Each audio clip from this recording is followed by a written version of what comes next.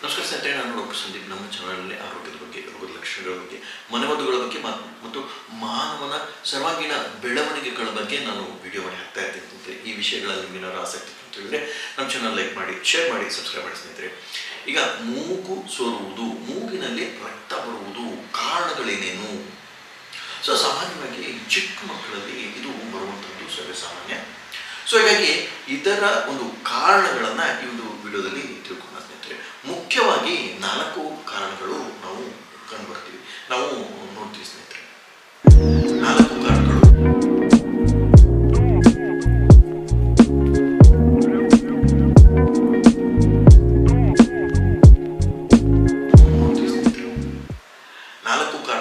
ಕಂಡುಬರುತ್ತೆ. ಮೊದಲನೇ ಕಾರಣ ಅಂತ ಹೇಳಿದ್ರೆ ಒಂದು ಹವಾಮಾನ, ನಮ್ಮ ಒಂದು ಪ್ರಕೃತಿ, ನಾವು ಇರುವಂತಹ ಜಾಗದಲ್ಲಿ ಹವಾಮಾನ ಹೇಗಿದೆ ಮತ್ತು ನಾವು ಇರುವಂತಹ ಸ್ಥಳದಲ್ಲಿ, ಅಂದರೆ ಮನೆ ಆಯಿತು ಅಥವಾ ಯಾವುದೇ ಒಂದು ಸ್ಥಳದಲ್ಲಿ ನೀವು ಇರ್ತೀರಲ್ಲ, ಅಲ್ಲಿಯ ಒಂದು ಹವಾಮಾನ ಹೇಗಿದೆ ಅನ್ನೋದು ಬಹಳ ಮುಖ್ಯವಾಗುತ್ತೆ.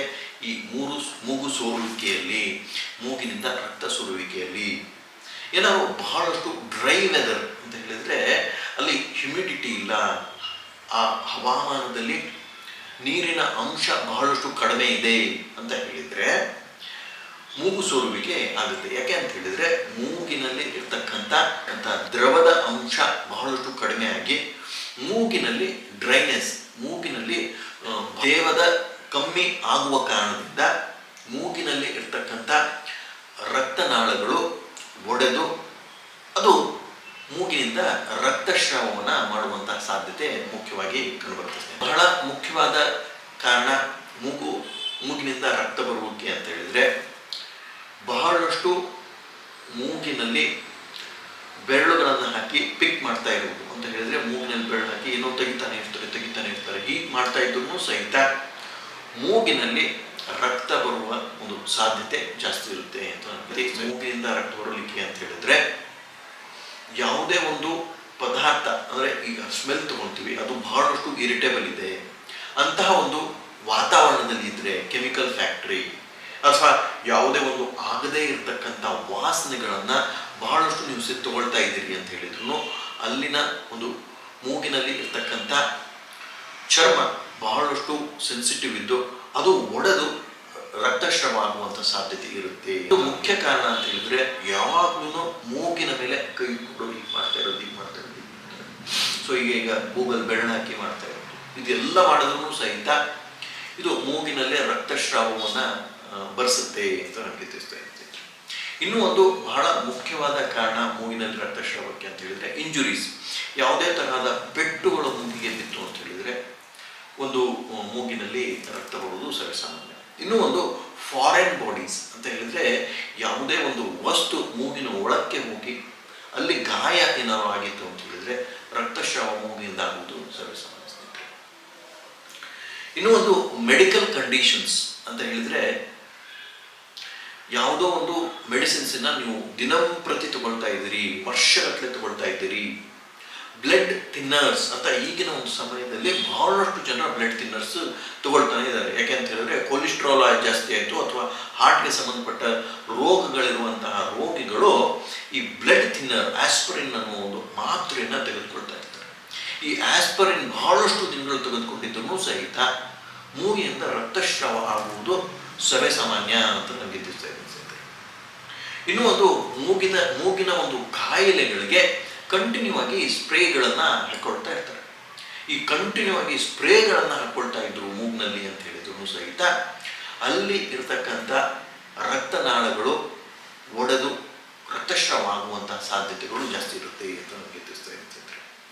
ಇನ್ನೂ ಒಂದು ಬಹಳ ಮುಖ್ಯವಾದ ಅಂಶ ಗಮನಿಸಬೇಕಾಗಿತ್ತು ಅಂತ ಹೇಳಿದ್ರೆ, ಈ ನಶೆ ಏರಿಸ್ತಿರ್ತಾರೆ. ಅಂದರೆ ಈಗ ನಶೆ ಪುಡಿ ಅಂತ ಬರುತ್ತೆ, ಅದು ಒಂದು ಕೊಕೈನಿಂದ ಮಾಡಿರ್ತಾರೆ. ಆ ನಶೆ ಪುಡಿ ನಶೆ ಮಾಡುವಂತಹ ಜನರಲ್ಲಿ ನಶ್ಯ ಅಂತ ಹೇಳ್ತಾರೆ. ಅದು ಬಹಳಷ್ಟು ಜನ ಮಾಡ್ತಾ ಇರ್ತಾರೆ. ಆ ಒಂದು ಹ್ಯಾಬಿಟ್, ಆ ಒಂದು ಅಭ್ಯಾಸ ಏನಾದ್ರು ಇತ್ತು ಅಂತಂದ್ರೂ ಸಹಿತ ಮೂಗಿಂದ ರಕ್ತಸ್ರಾವ ಆಗುವುದು ಸರ್ವಸಾಮಾನ್ಯ. ಇನ್ನೂ ಒಂದು ಮೆಡಿಕಲ್ ಕಂಡೀಷನ್ಸ್ ಅಂತ ಹೇಳಿದ್ರೆ, ಯಾವುದೇ ಒಂದು ದೀರ್ಘಕಾಲಿಕ ರೋಗ ಇರುವಲ್ಲಿ ರಕ್ತಸ್ರಾವ ಆಗುವಂಥ ಸಾಧ್ಯತೆಗಳು ಜಾಸ್ತಿ ಇರುತ್ತೆ ಸ್ನೇಹಿತರೆ. ಯಾಕೆಂತ ಹೇಳಿದ್ರೆ ಹೈ ಬಿ ಪಿ ಇತ್ತು ಅಂತಂದ್ರೂ ರಕ್ತಸ್ರಾವ ರಕ್ತಸ್ರಾವ ಆಗುವಲ್ಲಿ ನಾವು ನೋಡಿದ್ದೀವಿ. ಅಂತ ಹೇಳಿದರೆ ಡಾಕ್ಟರ್ಗಳ ಹತ್ರ ರಕ್ತಸ್ರಾವಕ್ಕೆ ಅಂತ ಬಂದಿರ್ತಾರೆ, ಆದರೆ ಅವರಿಗೆ ಬಿ ಪಿ ಬಹಳಷ್ಟು ಹೈ ಇರುತ್ತೆ. ಅಂದರೆ ದೇಹ ತೋರಿಸುವಂತಹ ಒಂದು ಸೈನ್ಸ್, ತೋರಿಸುವಂತಹ ಒಂದು ಲಕ್ಷಣ ಅಂತ ಹೇಳಿದರೆ ಮೂಗಿನಿಂದ ರಕ್ತ ಬರ್ತಾ ಇದೆ ಅಂತ ಹೇಳಿದರೆ ಒಂದು ಮುಖ್ಯವಾದ ಗಮನವಿಟ್ಟು ನೋಡ್ತಕ್ಕಂಥದ್ದು ಅಂತ ಹೇಳಿದರೆ ಹೈಪೋಥೈರಾಯ್ಡಿಸಮು ಮತ್ತು ಈ ಹೈ ಬಿ ಪಿ ಏನಾಗಿತ್ತಂದ್ರೂ ಮೂಗಿನಿಂದ ರಕ್ತ ಸೋರುವಿಕೆ ಆಗೋದು ಸರ್ವೇಸಾಮಾನ್ಯ. ಇನ್ನೂ ಒಂದು ಅಂತ ಹೇಳಿದರೆ ಮೂಗಿನಲ್ಲಿ ಇನ್ಫೆಕ್ಷನ್ಸ್, ಮೂಗಿನಲ್ಲಿ ಕಂಟಿನ್ಯೂ ಇನ್ಫೆಕ್ಷನ್ಸ್, ಯಾವಾಗ್ಲೂ ಶೀನ್ ಇರುತ್ತೆ, ಯಾವಾಗ್ಲೂ ನೆಗಡಿ ಇರುತ್ತೆ, ಯಾವಾಗ್ಲೂ ಇನ್ಫೆಕ್ಷನ್ ಇರುತ್ತೆ, ಅಂಥವ್ರಲ್ಲೂ ಸಹ ಮೂಗಿನಿಂದ ರಕ್ತಸ್ರಾವ ಆಗುವುದು ಸರ್ವೇಸಾಮಾನ್ಯ. ಇನ್ನೂ ಒಂದು ಬಹಳ ಮುಖ್ಯವಾದ ಸಂಗತಿ ಅಂತ ಹೇಳಿದರೆ ಬ್ಲೀಡಿಂಗ್ ಡಿಸಾರ್ಡರ್ಸ್ ಅಂತ ಹೇಳಿದರೆ ನಮ್ಮ ದೇಹದಲ್ಲಿ ರಕ್ತವನ್ನು ಹೆಪ್ಪುಗಟ್ಟುವಿಕೆ ಮಾಡುವಂತಹ ಪದಾರ್ಥಗಳ ಒಂದು ಕೊರತೆ ಇದ್ದಾಗ ಬ್ಲೀಡಿಂಗ್ ಡಿಸಾರ್ಡರ್ಸ್ ಅಂತ ಆಗುತ್ತೆ ನಮ್ಮ ದೇಹದಲ್ಲಿ.